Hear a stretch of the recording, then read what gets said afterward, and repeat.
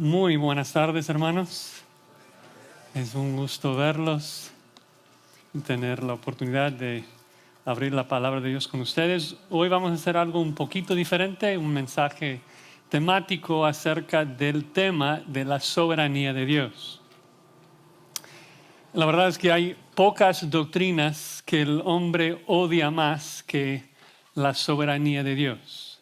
El incrédulo aborrece la noción de que Él no está en control, de que Él no es libre.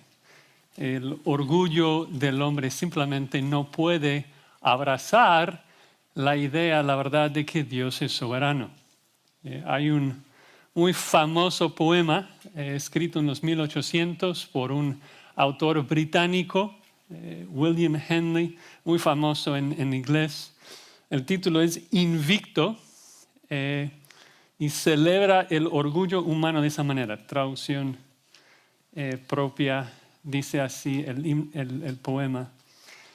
Desde la noche que me envuelve como el abismo insondable, doy gracias a los dioses si existen por mi alma inconquistable.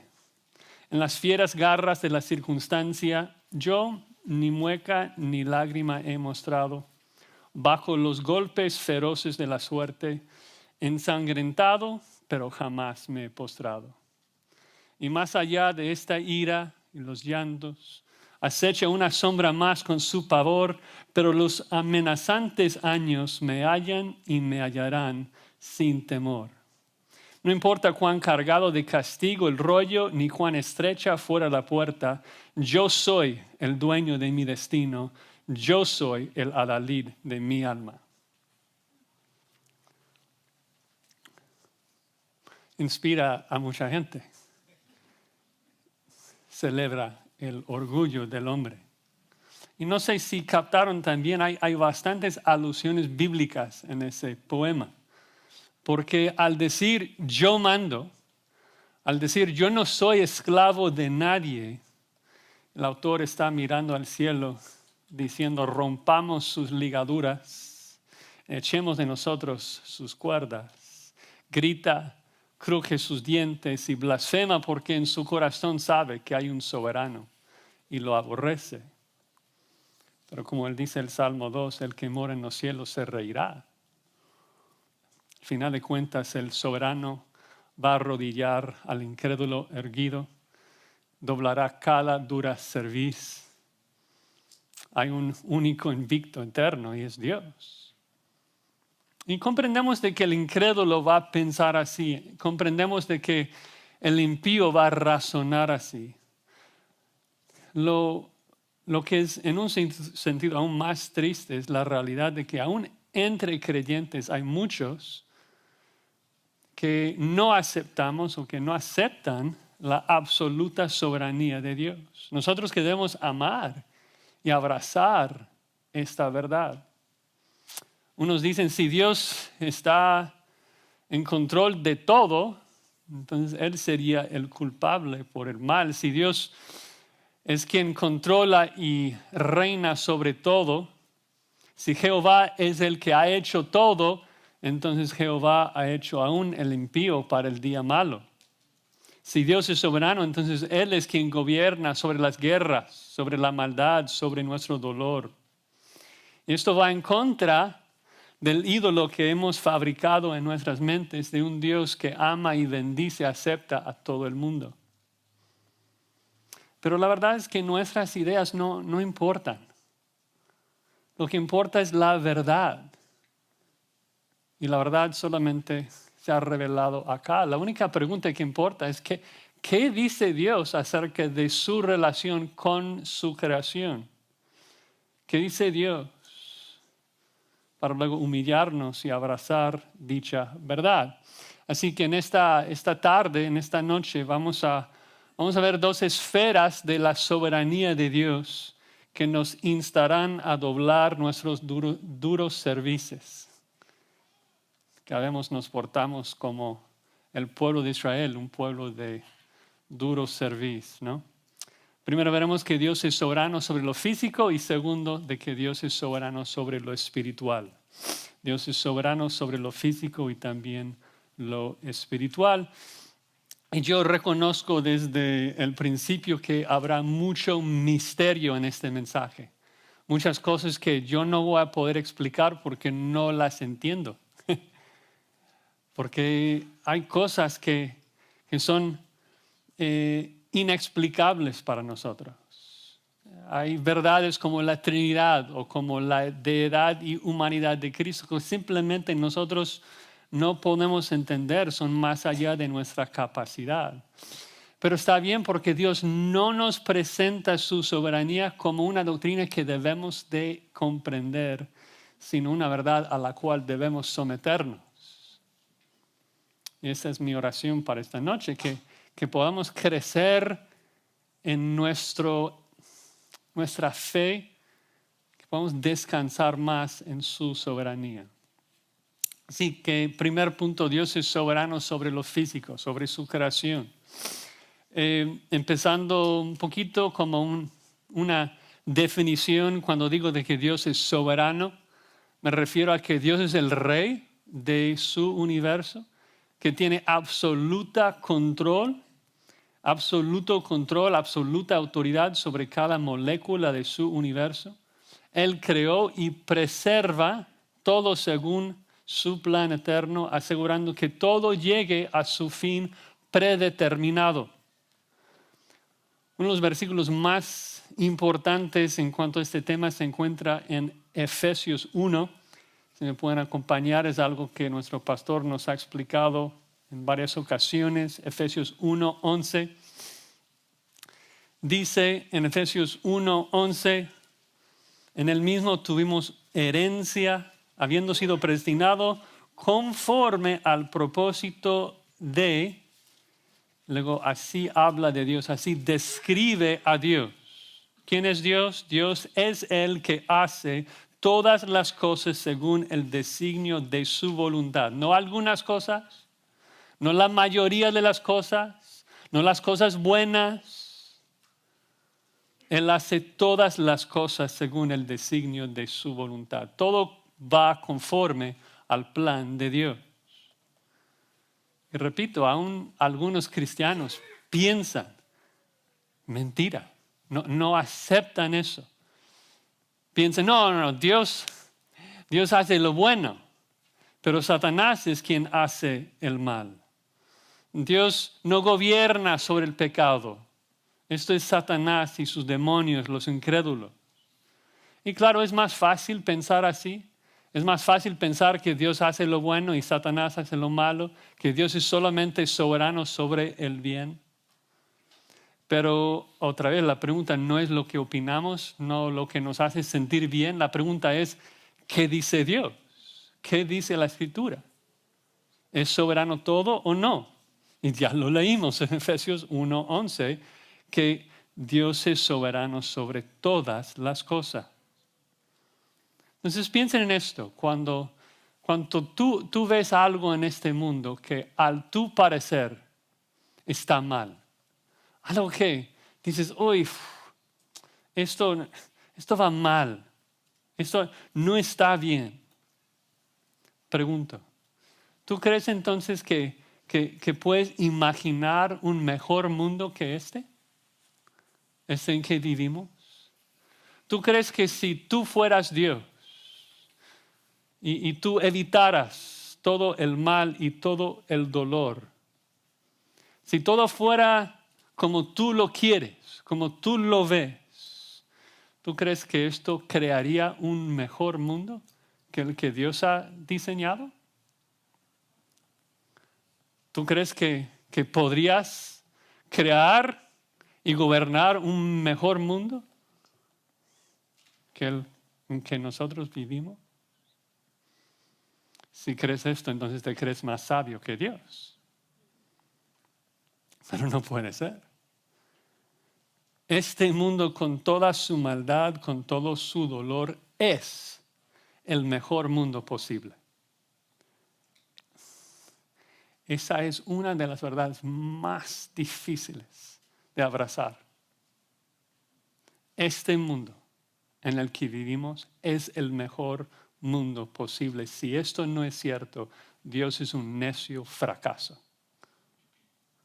Pero Dios no fracasa. Dios no puede fracasar. Dios es el soberano invicto.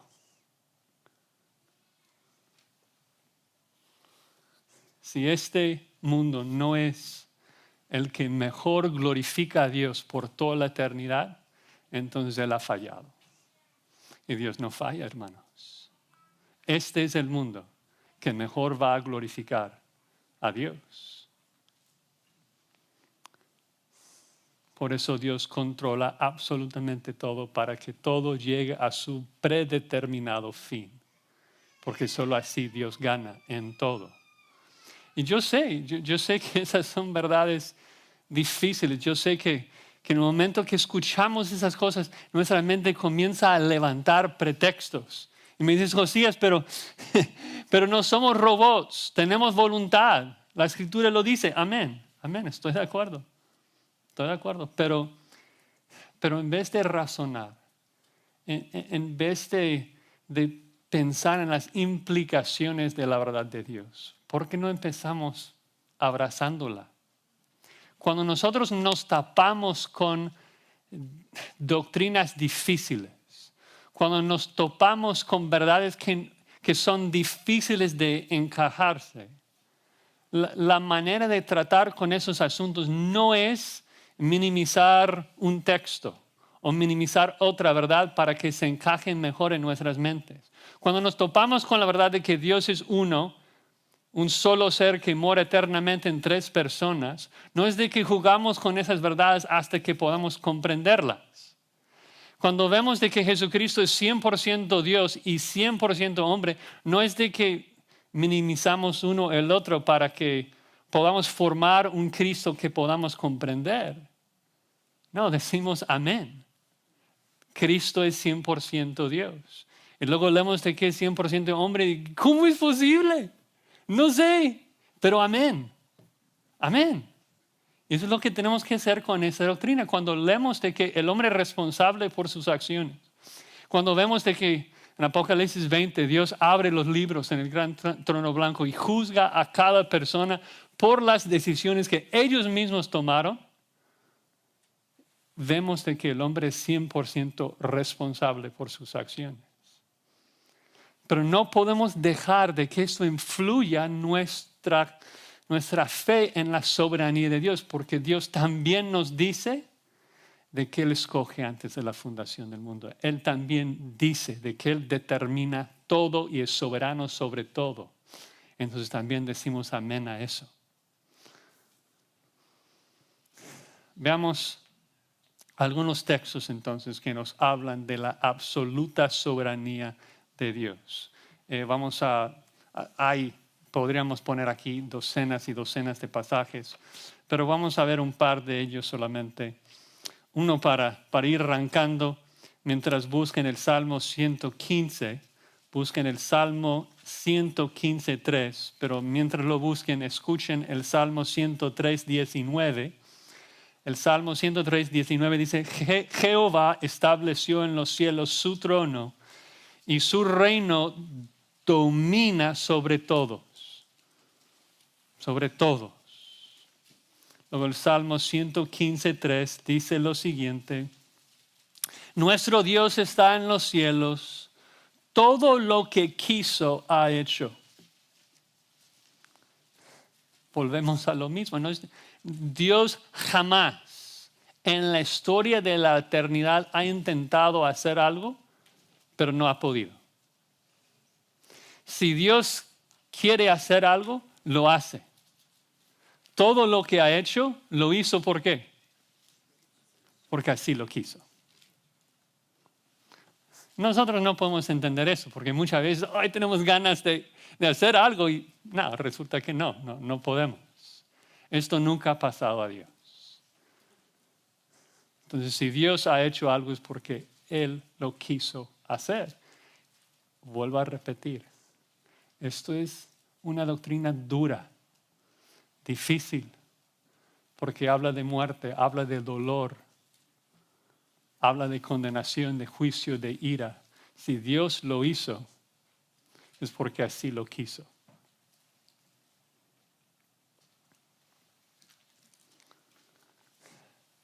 hay maneras teológicas de intentar explicar eso. Pero la verdad es que no nos ayuda tanto. Los teólogos tienen términos, la voluntad deseada de Dios y la voluntad decretada de Dios. De que Dios desea, por ejemplo, la salvación de todos. Él no quiere la muerte del impío. Entonces, hablando de tal vez como su corazón, entendemos eso, de que Dios no quiere matar a gente. Pero luego vemos de que Dios juzga y mata a gente. Entonces, su voluntad decretada es hacerlo, porque le trae más gloria. Pero, repito, esos términos teológicos a veces nos ayudan un poquito, pero al final de cuentas son realidades, son verdades inexplicables. Son verdades insondables para nuestras mentes y creo que en muchos casos es simplemente mejor creerlo, simplemente aceptarlo. Y vuelvo a lo mismo de que Dios no está hablando de una soberanía general como un rey que reina en general sobre la dirección de su país. No, Jehová es soberano sobre cada molécula de su universo.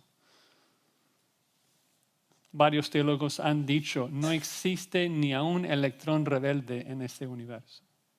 Todo está sujeto a Dios. Escuchen lo que dice Jesús en Mateo 10, un pasaje muy conocido, hablando de los pajarillos, Mateo 10, 29. Y quiero que presten mucha atención a las palabras exactas que dice Jesucristo. Mateo 10, 29. Dice, ¿no se venden 2 pajarillos por un cuarto?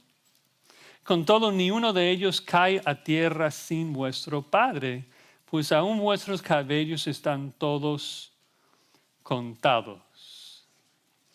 Entonces, de un lado está hablando del conocimiento de Dios. Dios sabe cuántos cabellos tienes, que se te están cayendo en cada momento. Es decir, que te conoce perfectamente en cada momento. Pero también está hablando de su control, de que el pajarillo no cae sin, dice Jesucristo, vuestro Padre. Muchos cristianos agregan una palabra allí. Muchos cristianos lo leen y creen que está diciendo que el pajarillo no cae sin el permiso de vuestro Padre, sin que tu Padre lo permita. Pero no es lo que dice. Lo que dice es de que el pajarillo no puede caer sin que nuestro Padre lo haga, sin que Él esté involucrado. Es imposible que el pajarillo muera sin que Dios lo controle. Dios no está lejos de nosotros en el espacio viendo cómo anda todo por acá. Dios está íntimamente involucrado en cada cosa que ocurre en su universo. Y esto, lejos de desanimarnos, debe animarnos. Es exactamente como sigue el pasaje. Jesucristo dice en el verso 31, así no temáis, más valéis vosotros que muchos pajarillos. Si el pajarillo no puede morir sin nuestro Padre, muchísimo menos un hijo de Dios que Dios ama puede morir sin que Dios lo determine, sin que Dios diga, eso es lo que es mejor para mi gloria y para esa persona. Dios reina y controla cada cosa. Dios es soberano en todo, aun en cosas que parecen ser insignificantes. Regresen al Antiguo Testamento en Proverbios 16. Proverbios 16 tiene 2 versículos que nos hablan de esto. El primero se encuentra en el verso 9, Proverbios 16, 9. Salomón dice, el corazón del hombre piensa su camino, mas Jehová endereza sus pasos. Es decir, que mañana tú tienes un plan, tú tienes una idea de cómo vas a ir a tu trabajo. Y vas a entrar en el coche allí, vas a pasar por Starbucks y vas a entrar en un freeway y tú tienes un plan más o menos de cómo va a ser. Tú has pensado tu camino. Pero Dios, ¿qué dice? Dios literalmente en hebreo ha determinado los pasos. Dios sabe si vas a tener un accidente o no. Dios sabe las personas que se van a encontrar contigo en cada paso de lo que tú haces. Cada detalle. Bajen al versículo 33. La suerte se echa en el regazo, mas de Jehová es la decisión de ella. Y otra vez, tendemos a pensar, ok, entonces la suerte se echa en el regazo y Dios sabe cuál va a ser el resultado. Como que el hombre tira los dados y Dios ya sabe en qué número van a caer. No es lo que dice. No es de que Dios sabe. Dice, mas de Jehová es la decisión de ella. Es decir, que el hombre tira los dados, pero Dios determina los números desde antes. Dios es quien controla todo. Controla todo. Determina todo. Hebreos 1:3, un versículo que tenemos memorizado, dice que Cristo sustenta todas las cosas con la palabra de su poder. La esfera, el ámbito, el alcance de esa frase es realmente increíble. De que Cristo sustenta todas las cosas con la palabra de su poder. Él tiene lo que llamamos aceidad, de que es el único ser autoexistente, autosuficiente. Todo lo demás que existe en el universo depende de Cristo. Dios no depende de nada ni de nadie, todo lo demás dependemos de Él. Tú no puedes vivir ni un milisegundo sin la palabra de Cristo. Tu silla no te puede sostener. Las moléculas del aire no pueden existir sin que Cristo esté hablando. Tanto como en Génesis 1 vemos de que Dios habló y todo de la nada llega a existir, todo también depende de su palabra para seguir existiendo.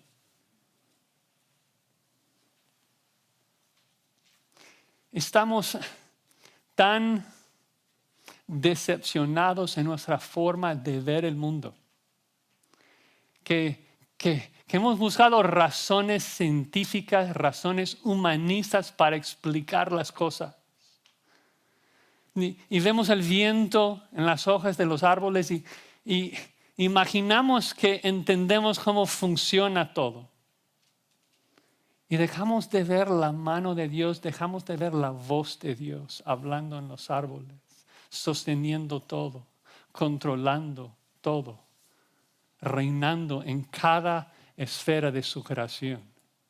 ¿Tú piensas que algo puede caer en este mundo solito solamente por la gravedad?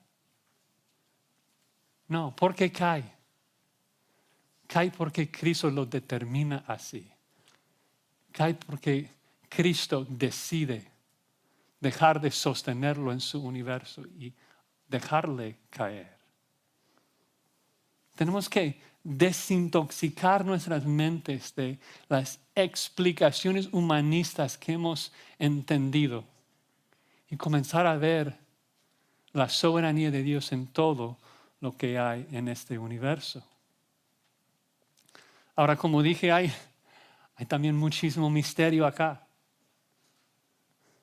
Yo no puedo comprender esto, pero el misterio acá es de que la soberanía de Dios, de que Él determina y controla cada cosa, no invalida nuestra responsabilidad. Tampoco anula las reglas que Él ha establecido en su creación. ¿Por qué es que una cosa siempre cae? y a la misma velocidad. Porque Dios es un Dios de orden y hace las cosas de manera ordenada. Pero si tú dejas caer algo y se rompe, el culpable no es Cristo. El culpable eres tú por tu decisión. Y yo no sé cómo funciona esto, de que Dios puede ser 100% soberano sobre todo lo que ocurre y que yo puedo ser 100% responsable. A mí no me cuadra, no me encaja la realidad de que si hago algo bueno, Dios es 100% en control de esto. Él hace todo lo bueno. Y si decido pecar, yo soy el único culpable, no Dios. O sea, esas cosas no tienen sentido en mi mente, pero tenemos que creerlas, porque es lo que enseña la palabra, de que Dios es absolutamente soberano en cada detalle de su universo y nosotros somos totalmente responsables por nuestras decisiones. El alma que pecare, esa morirá, no por culpa de Dios, sino por culpa de ese impío. Bueno, pasemos a nuestro segundo punto. Dios no solamente es soberano sobre los detalles de lo físico, también es soberano sobre todo lo espiritual. Y obvio, el primer aspecto de eso tiene que ver con nuestra salvación. Estamos bien instruidos en este punto, entonces no voy a invertir mucho tiempo, pero solamente para repasar, Dios es soberano en la salvación. Dios nos salva. Nosotros no estamos involucrados en el sentido de participar en nuestra salvación. Dios es quien nos salva. Y sabemos esto por varias razones. La primera es de que el hombre no puede salvarse a sí mismo. Efesios 2:1 dice que estamos muertos en nuestros delitos y pecados. El muerto, el cadáver, no puede contribuir en ninguna manera en su salvación. Jesucristo dice que tenemos que nacer de nuevo. El bebé no está involucrado, no participa en su concepción. Recibe vida. Entonces, el hombre, aunque se cree bueno, el hombre, aunque piensa que puede decidir amar a Dios, aunque cree que puede decidir buscar a Dios, la Escritura dice que no. Romanos 3, no hay bueno ni aun uno, nadie busca a Dios. Todos vamos rumbo al cielo desde nuestra concepción. Entonces nuestra salvación no depende de nosotros, no depende de nuestras obras, no depende de nuestro mérito. Nuestra salvación depende de la decisión soberana de Dios en la eternidad pasada. Una decisión que Él hizo antes de la fundación del mundo por el puro afecto de su voluntad. Efesios 1:5. Por eso las obras no cuentan en la salvación. Efesios 2:8. Somos salvos por gracia, no por obras, para que nadie se gloríe. Pero aunque conocemos esas verdades, quisiera que vean por lo menos un versículo que lo diga también de manera muy clara. 2 de Timoteo, capítulo 1, versículo 9. 2 de Timoteo 1, 9. Obviamente el apóstol Pablo está hablando a su hijo en la fe, Timoteo.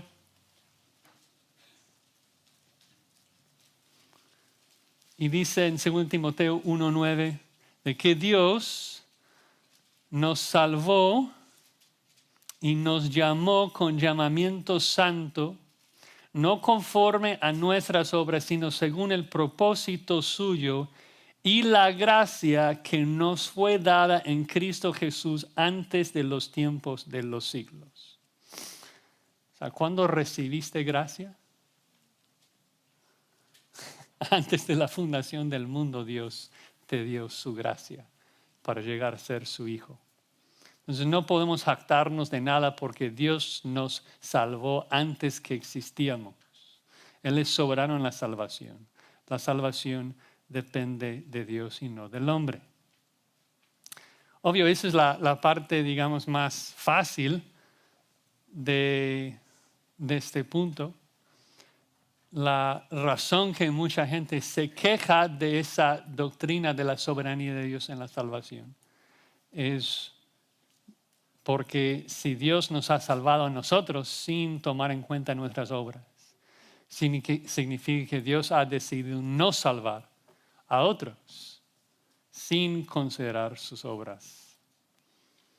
Y es cierto, y hay cosas que no comprendo de esto, pero es cierto de que Dios decidió salvar a algunos y no salvar a otros. Ellos van al infierno por su propia decisión, por su propia culpa, pero Dios simplemente no decidió salvarlos. Es una verdad difícil. Pero como dice Deuteronomio 29, las cosas secretas que Dios no nos revela pertenecen a Dios. Las cosas reveladas son las que tenemos que creer y obedecer. ¿Por qué Dios no salvó a mi vecino? Esto es algo no revelado acá. Yo no lo comprendo. ¿Por qué Dios me salvó a mí? Eso está acá. Para que yo pudiera glorificarle por hacer todo en mi salvación. Para que yo pudiera gloriarme en la gloria de la gracia de Dios. Así que eso es lo que debo hacer. Repito, hay mucho misterio acá, mucho misterio, porque la elección de Dios, otra vez, no minimiza la responsabilidad humana. La soberanía de Dios, la elección de Dios no minimiza la realidad de que Dios ofrece su salvación a todo el mundo, de manera genuina, de manera gratuita. Todo el que cree será salvo. Cualquier persona que viene a Él lo salva. Dios dice, venid a mí y sed salvos todos los términos de la tierra. Y es una oferta genuina. Pero Dios es soberano sobre su decisión. Son verdades que no podemos comprender, son verdades que debemos de creer. Dios es soberano. Por eso debemos darle gracias en todo. Eso afecta la forma en que entendemos todo lo que es la salvación. En cuanto a la forma en que yo doy gracias a Dios, porque Él hizo todo. En la forma en que evangelizamos, sabiendo de que yo no puedo salvar a nadie, yo no puedo convencer a nadie. Dios tiene que hacer la obra. Afecta a todo. Pero nuevamente, hablando de la salvación, es la parte fácil en cuanto a hablar de que Dios es soberano en la esfera espiritual. Lo más difícil es de que Dios es soberano no solamente sobre nuestra salvación, está también soberano sobre la condenación, sobre el pecado, sobre la maldad. Y esta es una verdad, otra vez, dura, difícil de comprender, de que Dios es soberano sobre mi dolor. Dios es soberano sobre la muerte. Dios es soberano sobre la maldad y el pecado. Pero también es una verdad fácil de comprobar en la Biblia. No es de que la Biblia sea confusa en esta área. La Biblia es clara. La Biblia es muy clara. Pensemos en unos versículos conocidos. Por ejemplo, ¿quién es el impío más fuertemente condenado en la Escritura? Se llama Judas, que fue destinado a traicionar a Jesús. Los evangelios lo repiten muchas veces, Hechos 1, muchos otros pasajes. ¿Cuál es el evento más malvado, más perverso de la historia de la humanidad? ¿Cuál es? La cruz. Cuando el hombre malo crucifica al autor de la vida, un hombre inocente. Ese evento más malvado de la historia fue planeado ¿por quién? Por Dios. Isaías 53:10. Jehová quiso quebrantar al Mesías. Hechos 2, cuando Pedro está comentando sobre la responsabilidad de los judíos, está hablando de que crucificaron a su Mesías. Hechos 2:23 dice lo siguiente. A este, hablando de Cristo, entregado por el determinado consejo y anticipado conocimiento de Dios, prendiste y matasteis por manos de inicuos, crucificándole.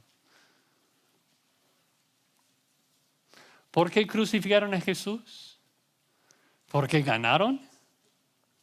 ¿Por qué fueron en contra del plan de Dios?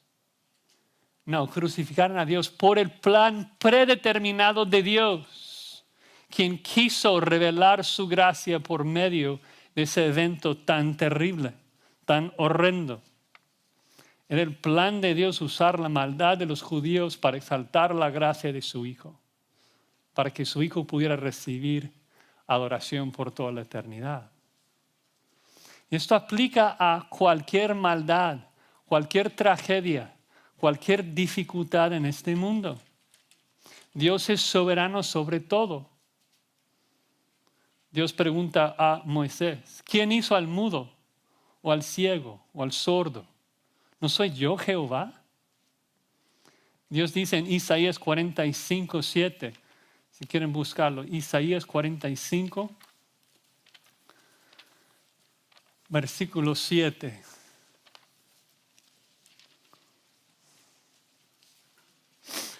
Probablemente el versículo más fuerte que habla de este tema. Isaías 45, versículo 7. Para darnos un poquito del contexto, leo desde el verso 5. Yo soy Jehová, ninguno más hay, no hay Dios fuera de mí. Yo te ceñiré, aunque tú no me conociste, para que se sepa desde el nacimiento del sol hasta donde se pone, que no hay más que yo Jehová, ninguno más que yo, que formo la luz y creo las tinieblas, que hago la paz y creo la adversidad. Yo Jehová soy el que hago todo esto. Digo que es muy fuerte, porque cuando dice creo la adversidad, la palabra allí crear es el mismo verbo que encontramos en Génesis 1, de crear. Y la palabra allí, adversidad, es la palabra que en el resto del Antiguo Testamento se traduce como maldad.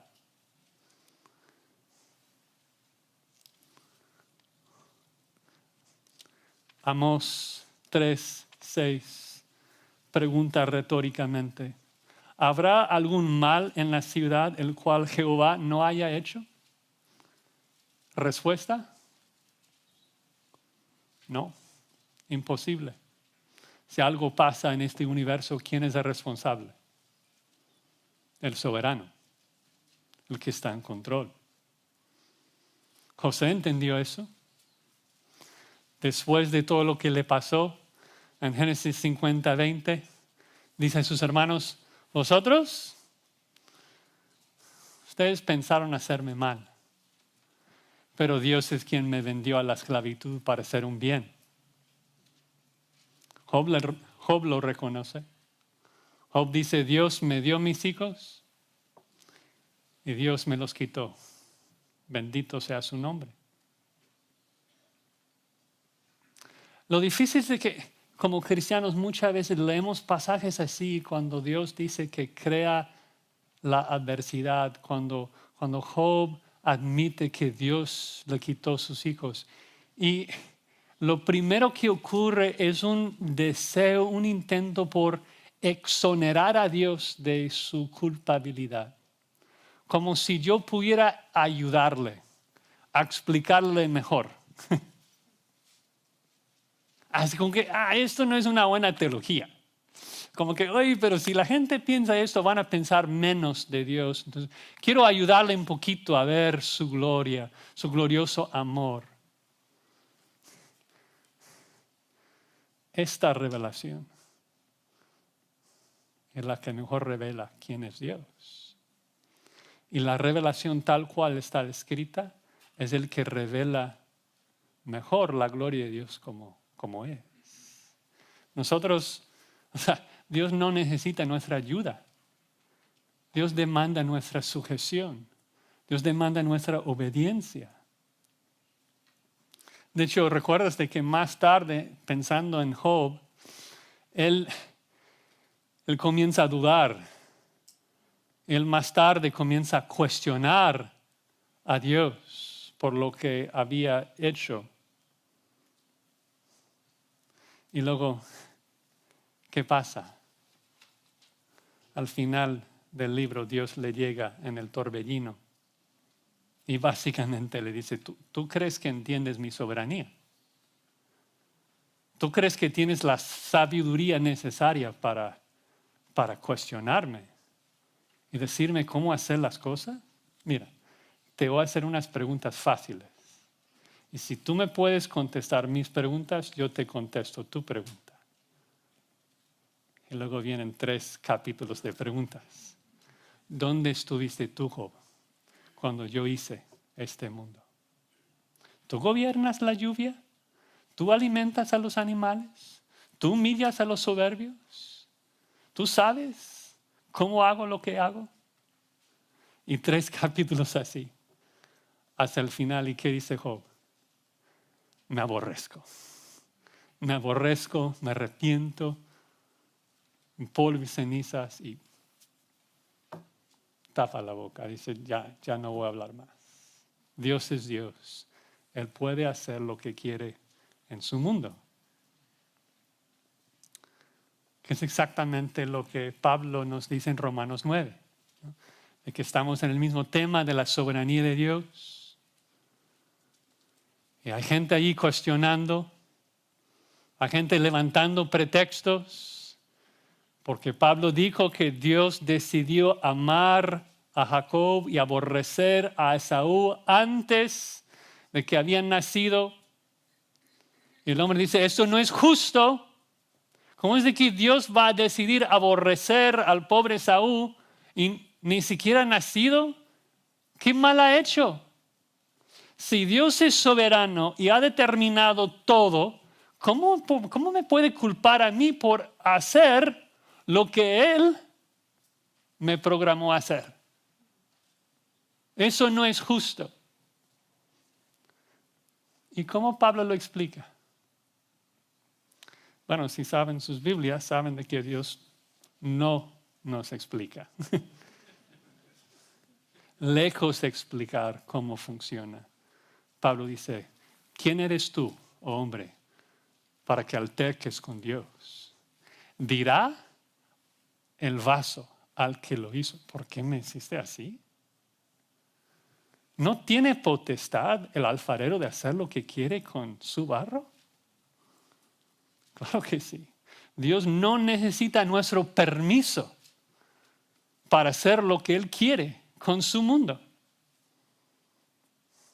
¿Y sabes qué? Sería así aunque Dios fuese un Dios malo. El Creador tiene autoridad de hacer lo que quiere hacer con su creación.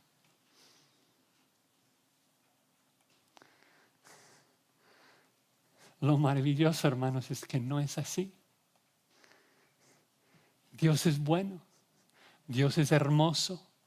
Y aunque pudiera hacer todo de manera orgullosa, aunque pudiera hacer algo solamente para su gloria y el mal de todo el resto del mundo, Dios ha determinado diseñar un mundo en que Él recibe gloria y tú un bien eterno. Que Dios siempre hace bien a sus hijos. Que cuando Dios se glorifica a sí mismo, es también lo mejor para ti y para mí. Y no tenemos tiempo de exponerlo por completo, pero vamos a terminar en Romanos 9, 22. Romanos 9, 22. Donde Pablo, aunque no explica todo lo inescrutable, por lo menos nos da como una pista, un sabor de esta verdad tan tremenda. en que dice ahí en Romanos 9:22, hablando de que el alfarero tiene autoridad de hacer de la misma masa un vaso para honra y otro para deshonra. Pregunta esto, Romanos 9:22. ¿Y qué si Dios, queriendo mostrar su ira y hacer notorio su poder, soportó con mucha paciencia los vasos de ira preparados para destrucción, para hacer notorias las riquezas de su gloria, las mostró para con los vasos de misericordia que Él preparó de antemano para gloria? ¿Cuál es el punto ahí? El punto es de que Dios, según esos versículos, Dios va a juzgar a los vasos de ira. Dios va a juzgar a los impíos para hacer notorias, para exponer la gloria de su gracia a los vasos de misericordia. De que la razón que Dios derrama su ira sobre el impío y la razón que Dios perdona a su Hijo es para que nosotros podamos observar y ver y apreciar y agradecer y glorificar el carácter de Dios. Si el pecado nunca hubiera venido a este mundo, Dios no lo hubiera perdonado.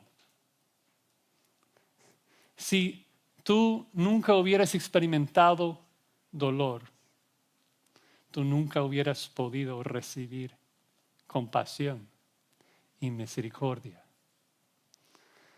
La razón que tú eres un pecador, según Pablo, es porque así Dios puede mostrar que Él es un Dios perdonador.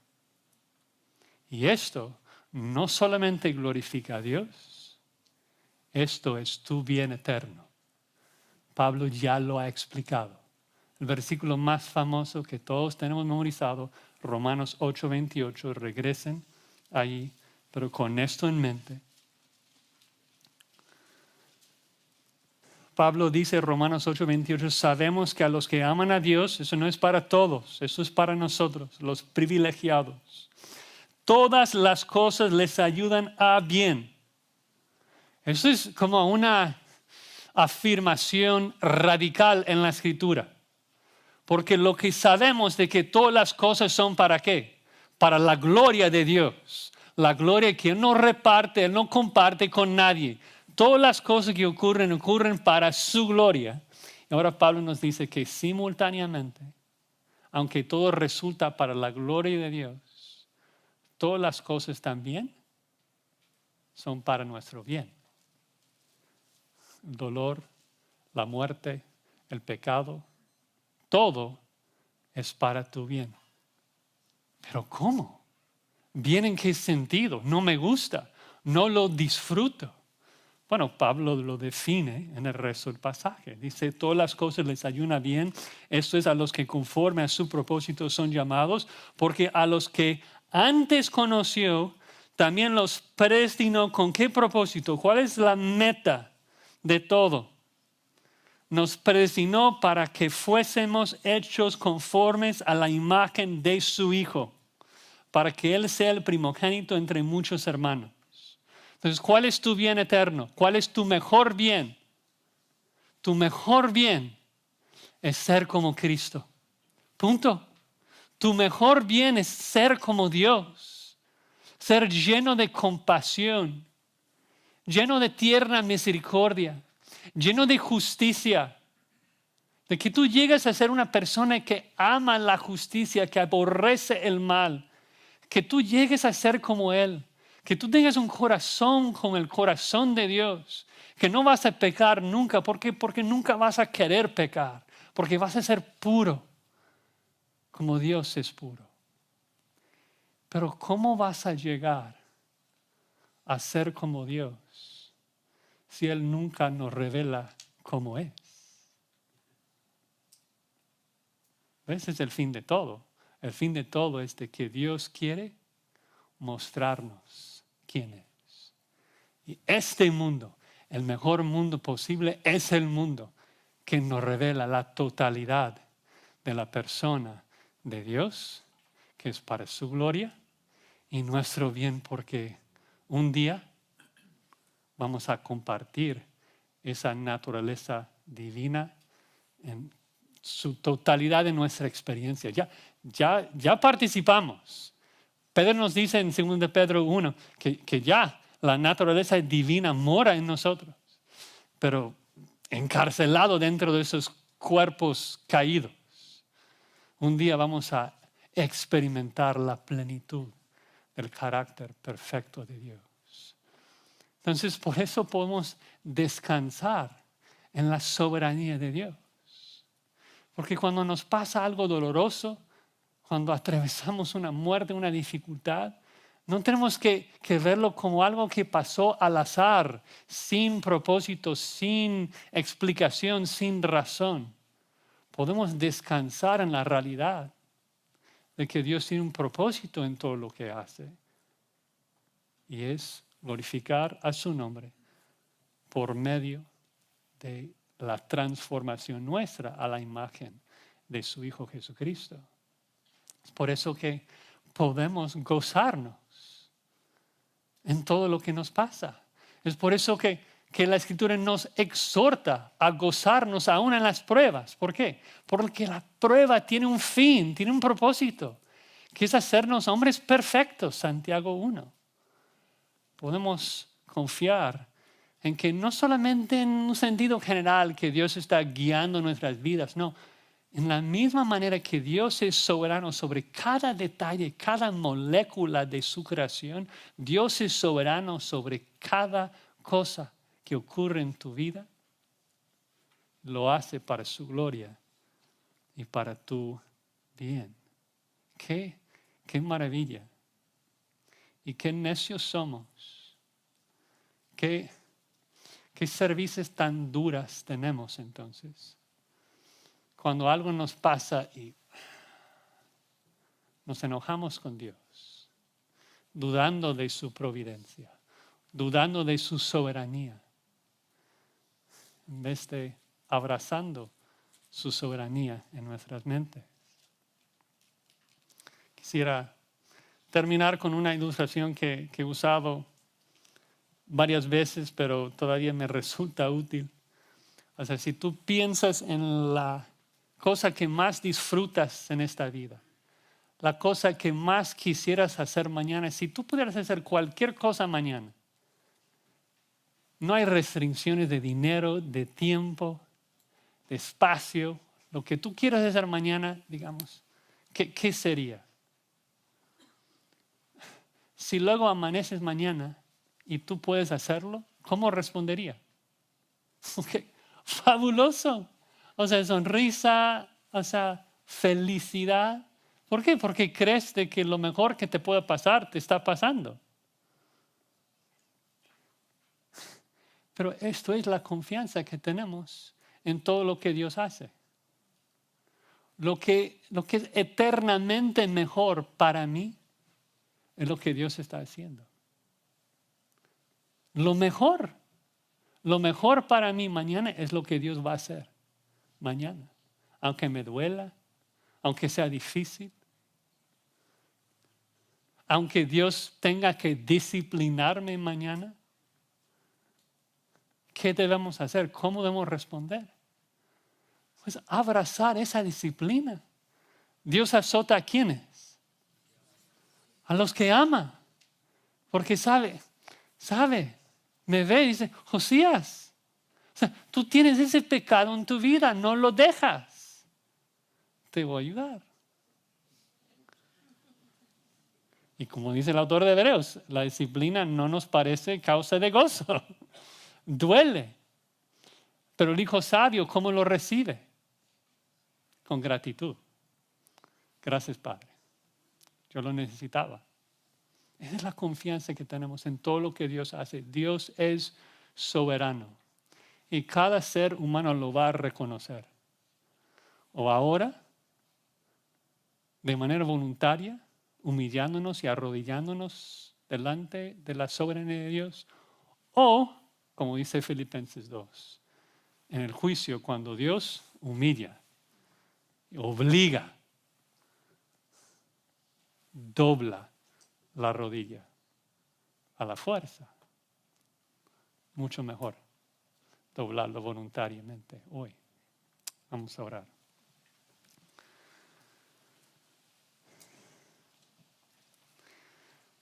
Señor, tú reinas, tú eres soberano. Tú lo has dicho